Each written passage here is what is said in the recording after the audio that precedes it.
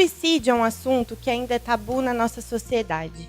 Em Assis e na região, casos recentes trouxeram à tona essa temática e a TV Assisite veio debater com os especialistas da área. Eu estou ao lado do Dr. Wilson Conte, que é médico psiquiátrico, e a gente vai conversar com ele para saber, doutor, como lidar com a temática do suicídio, né, e especialmente com a prevenção dessa situação que deixa todos tão tristes. Exato, é uma satisfação estar aqui com vocês. Na verdade, o suicídio, em muitos casos, ele pode ser prevenido. Nós sabemos que uma porcentagem importante dos casos que terminam em suicídio tem um transtorno mental associado que começa antes da emergência dos pensamentos suicidas e das tentativas de suicídio. Cerca de 80% das pessoas que se suicidaram procuraram um médico no mês anterior ao suicídio, falando sobre o próprio desejo de se matar. Então, na realidade, existem formas de prevenção.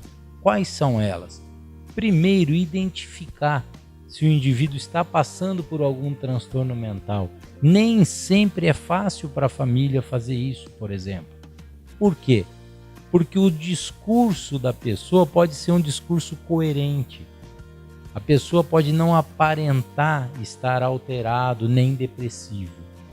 Mas o que ocorre dentro da cabeça do indivíduo é que existe um viés no pensamento.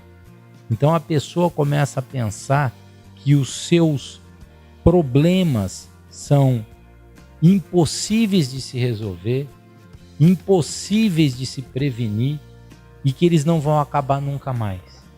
Essas características levam a pessoa a um estado de desespero e desamparo. Um médico treinado ou um psicólogo treinado sabe identificar essas situações de desamparo, de desespero e esse tipo de pensamento que, na verdade, o cidadão está experimentando a situação de uma forma diferente da real. Na grande maioria dos casos de suicídio, os motivos que levam a desencadear a tentativa de suicídio são motivos que você, pensando claramente, não é motivo suficiente para o cidadão tirar a vida.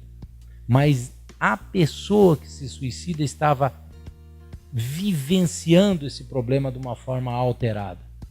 E essa forma alterada é essa condição de imaginar que esse problema é insuportável, que esse problema é inevitável e que esse problema nunca vai terminar. Quando a gente sabe que nada nunca termina.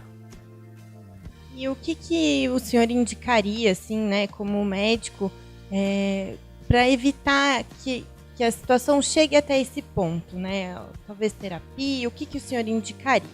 Sim, a questão mais importante é o indivíduo compreender que ele não precisa tomar uma decisão definitiva para um problema temporário.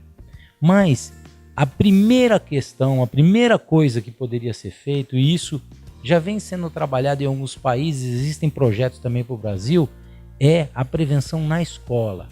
É falar sobre isso na escola. O próprio papel da imprensa, o papel de vocês. Durante muito tempo se falou, não deve falar em suicídio na imprensa, porque pode... Não, deve falar sim. As pessoas que estão pensando em se suicidar, em tirar a vida, têm que entender que a situação que elas estão vivendo não é rara. 17% de todas as pessoas do mundo, pelo menos uma vez na vida, pensam em suicídio. Então não é nada raro, não é o fim do mundo a pessoa está pensando nisso. Existem formas de tratamento eficazes.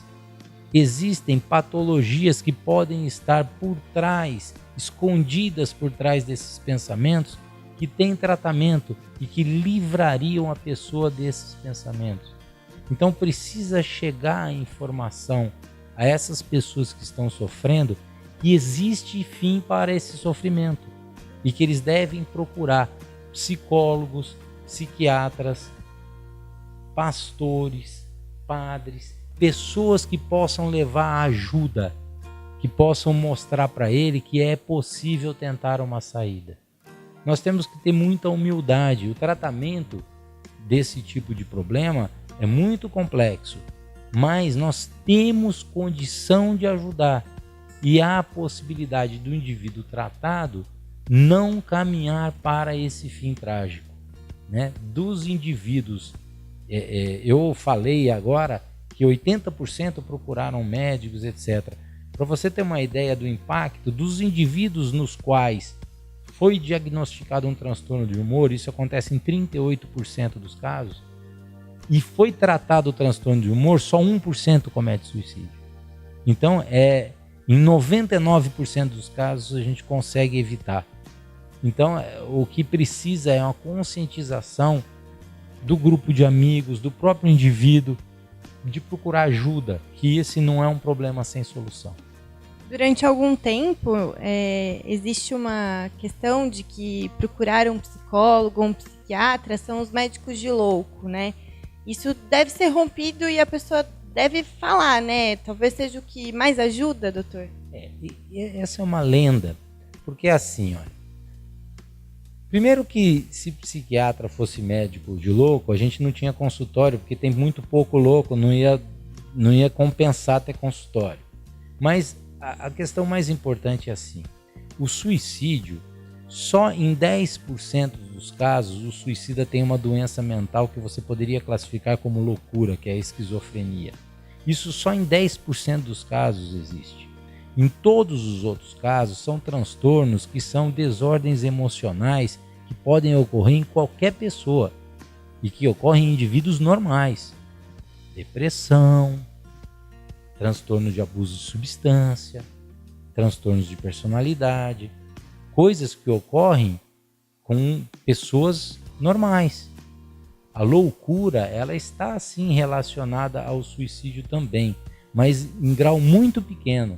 Apenas 10% dos suicidas têm como comorbidade um tipo de loucura, que é a esquizofrenia. Todos os outros 90% não. E eles devem procurar esses profissionais, porque os psicólogos e os psiquiatras é que são treinados para lidar com o sofrimento emocional, né? Se eu tenho um problema cardíaco, eu vou procurar um cardiologista, que é o cidadão que é treinado para atender esse tipo de situação. Os psicólogos e os psiquiatras sabem lidar com a parte emocional e é quem deve ser procurado. Então, se você conhece alguém ou é alguém que esteja passando por um momento difícil, procure um psiquiatra, procure um psicólogo e procure ajuda, né, doutor? Sem dúvida, essa é a questão mais importante, é a mensagem mais importante. As pessoas, o grupo de amigos, os familiares, têm que conversar sobre isso, né? Como você disse, ainda é um tabu falar sobre isso, mas nós temos aí toda uma campanha, tem um mês inteiro só para falar sobre suicídio, justamente para terminar, para acabar com esse tabu. Porque a gente precisa conversar sobre isso. Falar sobre isso é o primeiro passo da prevenção ao suicídio.